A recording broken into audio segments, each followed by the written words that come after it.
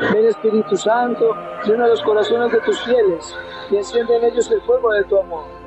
Envía tu Espíritu y todo será creado y se renovará la faz de la tierra. Oh Dios, iluminaste los corazones de tus fieles con la ciencia del Espíritu Santo. Haz que, guiados por este mismo Espíritu, saboreemos las dulzuras del bien y gocemos siempre sus divinos consuelos. Por Cristo nuestro Señor. Amén. Hermanos y hermanas, muy buenos días. Ya estamos a mitad de semana. El tiempo corre, el tiempo apremia, el tiempo nos pide, nos llama, nos reclama, nos exige responsabilidad, compromiso, palabras, obras y acciones.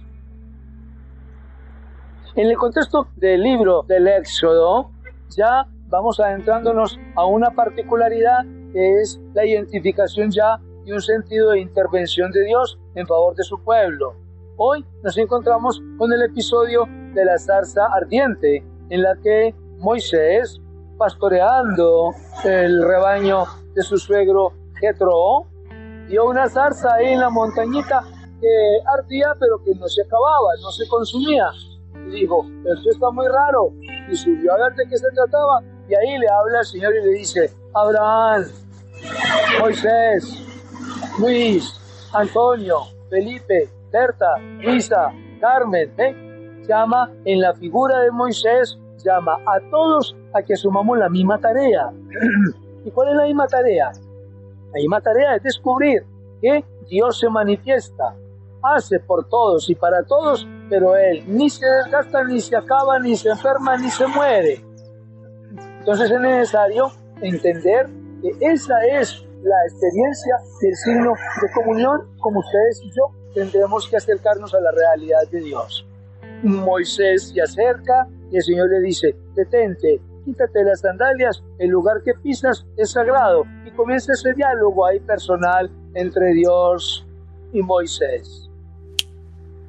Moisés, Abraham, insisto, menciono los nombres de las personas porque es necesario que comprendamos que no era Moisés solo, no era Abraham solo, sino que es un llamado que Dios hace íntegramente a todos. En aquel tiempo Jesús dijo, Te alabo, Padre, Señor del cielo y de la tierra, porque habiendo escondido estas cosas de los sabios e instruidos, se las has revelado a los que son como niños. Sí, Padre, porque esa fue tu buena voluntad. Mi Padre me ha entregado todas las cosas. Nadie conoce al Hijo sino el Padre, y nadie conoce al Padre sino el Hijo, y aquel a quien el Hijo quiera revelarlo.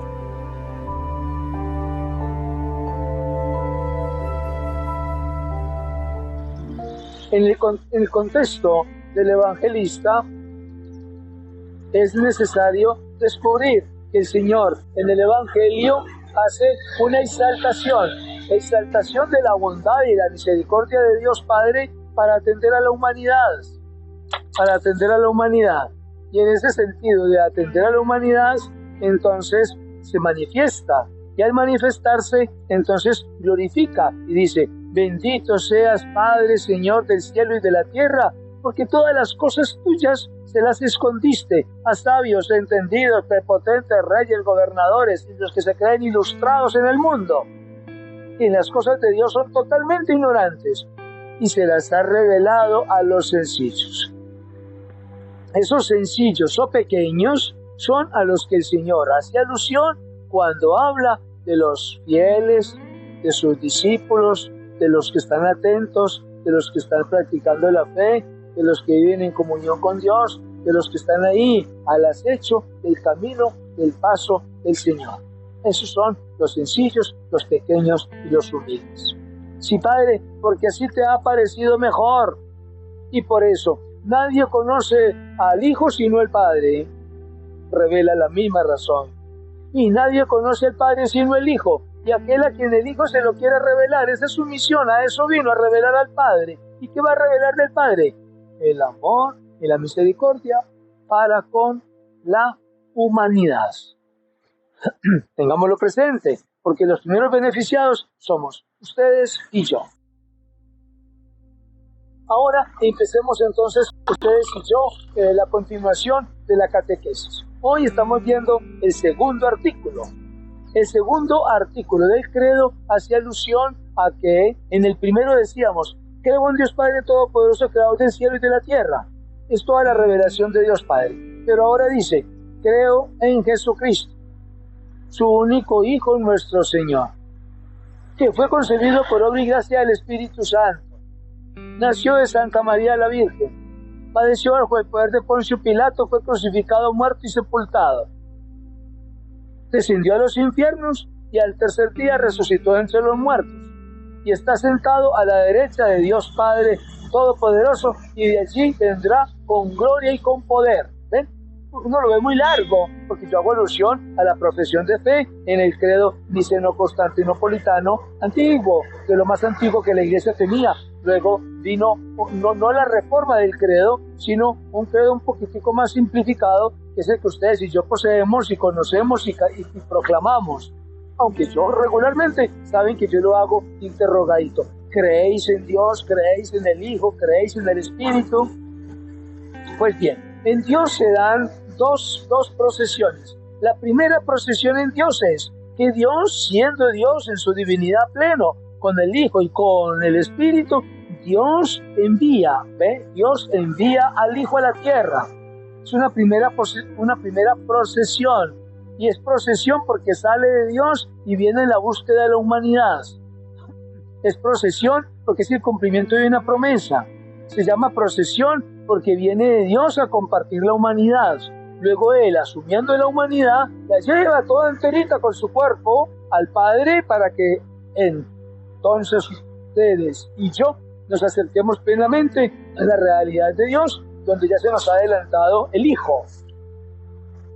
Creer en el Hijo es creer en la palabra sustancial del Padre, porque en latín se dice verbum Dei, verbum, palabra, Dei, Dios. Entonces, Cristo es la palabra de Dios, y esa palabra se encarna, como dice Lucas en el capítulo 1, el verbum carum factum est, y el verbo de Dios se encarnó y se hizo hombre.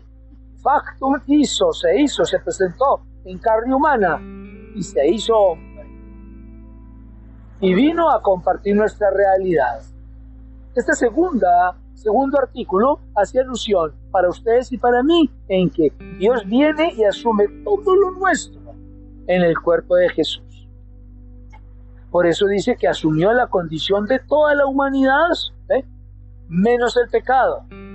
Era necesario que Él fuera pleno, perfecto y santo y lo asumiera todo en la condición de los humanos, pero pleno de santidad y de pureza y de perfección para poder redimir lo imperfecto, lo caduco, lo enfermo y lo muerto.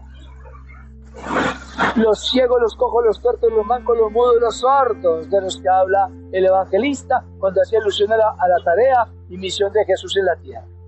Este segundo artículo, entonces, a ustedes y a mí nos encierra en una realidad de que estamos viviendo la misma experiencia carnal que vivió entre nosotros la palabra viva de Dios.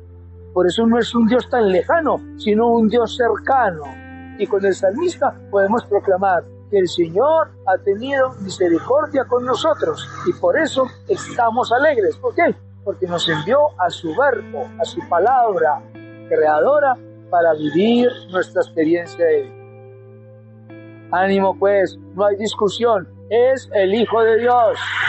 Hasta el más ignorante le tendrá que chocar y al más sabio lo tendrá que reconocer. Excelente jornada para todos. Que los bendiga el Dios Padre, Hijo y Espíritu Santo, descienda sobre ustedes y los acompañe para siempre. Excelente día.